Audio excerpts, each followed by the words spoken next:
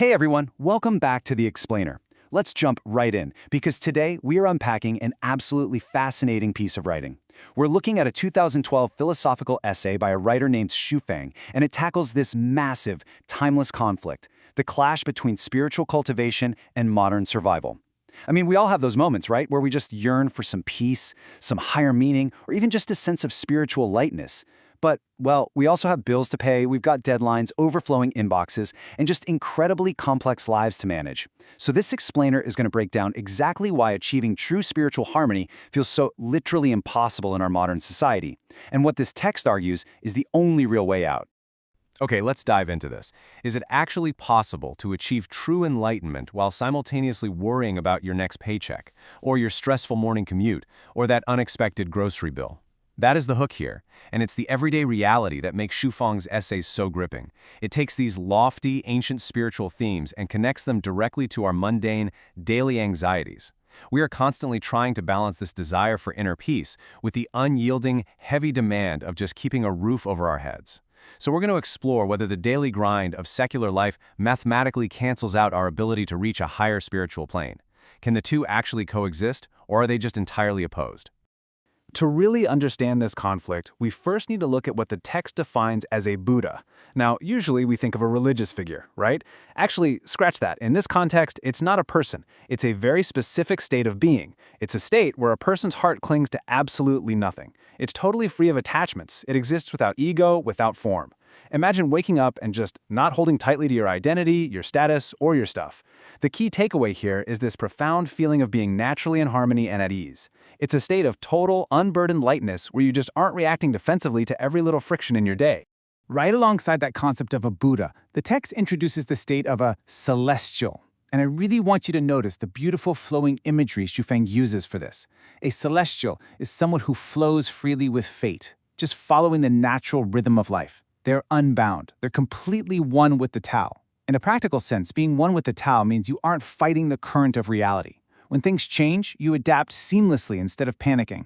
Words like graceful and ethereal are used here. Keep that sense of ethereal lightness in mind, because we're going to sharply contrast this fluid state with the concrete heaviness of the modern world in just a minute. And here is where Xu Feng introduces this really beautiful, extended botanical metaphor. It's basically the foundation of his entire argument. He states that every single being possesses Buddha nature and celestial nature. Essentially, you, me, everyone tuning in right now, we all have the natural seeds of this transcendence already planted inside of us. It's not something you have to go out and buy or earn through some societal ladder. The raw material for that ethereal lightness is already sitting there totally dormant within your consciousness. But, and there's always a but, right? Here is the catch. Just like a real plant, you can't just toss a seed onto a slab of concrete and expect it to grow. For these spiritual seeds to actually germinate, blossom, and bear fruit, they absolutely require specific soil and conditions. They need an environment that actively fosters egolessness, freedom from attachments, and natural ease. Without the proper environment nurturing it, the text argues those seeds are going to remain dormant forever. You simply cannot become a celestial or Buddha without the right soil. It doesn't matter how potent the seed is if the environment around it is completely barren. Which brings us to the core conflict of our explainer today. If we all have the seed inside of us, and we just need the right soil to let it sprout, why is the secular world, the everyday society we all live, work, and socialize in, considered such hostile soil? Why does the text argue that it's basically impossible to cultivate this spiritual growth while living in the everyday world? What is it about our modern architecture of living that completely suffocates this natural potential? So the crucial point is what Xu Feng calls the secular trap. It is the constant, grinding loop of securing food, clothing, shelter, and transportation, all while navigating the deep, existential anxieties of birth, aging, sickness, and death. The daily toils of basic human survival literally force our minds into this continuous, inescapable loop of action and reaction. Think about it. If you are constantly entangled by these worldly affairs, you are forced to be attached to outcomes. You have to care if you have shelter to sleep in tonight. You have to worry about healthcare. And this constant, heavy requirement to just survive entirely prevents you from reaching that unattached state we defined earlier. There's a quote from Xu Feng that perfectly summarizes his stance here. He writes, "In the secular world, survival is the first concern. And the moment we strive to survive, the heart becomes attached and burdened." The text is making the case that survival mechanics inherently flood the mind with worries, fears, and afflictions. It's not a personal character flaw if you feel anxious, it's literally a structural feature of secular life. The very act of trying to stay alive physically, like stressing over a looming rent payment, blocks any chance of keeping a spiritually free heart. The system itself demands your absolute attachment. Now, what's really interesting about this is the fundamental psychological split the author describes. He contrasts living by nature, or Xing, with living by the calculating mind, or Xin. To merge with the Tao and become graceful, you have to live by your heavenly nature. But in the secular world, we're all forced to live through our calculating mind. We don't get the luxury of operating on pure instinct and grace. We operate on strategy, planning, and constantly calculating our next move just to survive. We are always weighing pros and cons, managing schedules, and anticipating threats just to get through the week. And this calculating mind is incredibly burdened because it's not just about surviving physically, it's about navigating society.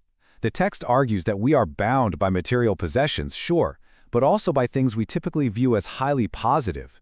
Shui-Feng argues that even family ties, traditions, social norms, and moral codes tie down our consciousness.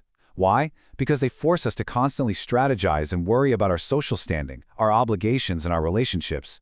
They keep us endlessly enchanted by the illusions of the world, making it impossible to flow freely when you have 100 different societal expectations anchoring you down. And this brilliantly illustrates just how stark the reality is. 0.01%. Let that sink in. That is 1 in 10,000. The text asks, throughout history, countless people have tried to cultivate themselves into celestials or Buddhas while staying in the secular world. But how many actually succeed? Has even 1 out of 10,000 made it? Shu-Feng estimates that even a 1 in 1,000 success rate would be way too generous, simply because the secular environment mathematically opposes the transformation. The constant friction of the calculating mind just completely overwhelms the delicate nature of this spiritual seed. The author really drives the point home with this question, always calculating for gain, brooding over loss. How can such a person attain enlightenment? And he isn't judging the individual here, he's judging the environment. If you are in a secular setting, you have to calculate for gain, you have to worry about loss. It's the baseline requirement of the system. So true transcendence in that specific environment is essentially an unattainable dream. The soil is just too toxic for the seed. Okay, so this naturally leads us to a massive pivot. If the secular world is completely out of the question, if it's undeniably hostile soil, where on earth do we go to cultivate? Do we need to run away to traditional institutions, like churches or temples? Should we pack up our lives and become hermits in secluded mountains just to finally escape this secular trap? If the modern world is fundamentally incompatible with enlightenment, what exactly is the alternative? Well, it turns out the author's answer to that is surprisingly pragmatic. He states that the specific physical location doesn't actually matter at all. What matters entirely are the conditions. The right place is simply any environment that fosters egolessness and harmony. It is anywhere that allows you to achieve a heart free of attachment, allowing you to live freely and merge with the Tao. It's not about the geographic coordinates on a map. It's about finding the correct soil, the right structural environment that finally stops demanding constant calculation. Let's move on and see how this builds. Because Shu-Feng doesn't just leave us with a philosophical problem. He presents a highly specific, concrete solution. He states that today, the absolute best environment for becoming a celestial or a Buddha is a community he calls the second home. And this isn't just a traditional monastery or a weekend yoga retreat. The text describes it as a specific type of collective living arrangement that is actively designed to strip away the need for personal calculation. By sharing resources and removing the individual pressures of money, marriage, and traditional family structures, this community aims to lift the burdens of the calculating mind. According to the text, it provides the exact structural soil needed for those spiritual seeds to finally sprout without the constant interference of worldly survival. So, as we wrap up this explainer, I want to leave you with a final provocative thought. Looking at Shui-Feng's arguments, we really have to ask ourselves, can we ever truly shed our calculating minds? Or is this secular trap, this profound daily worry about food, shelter, family, and survival, simply the inescapable price of being human in the modern world?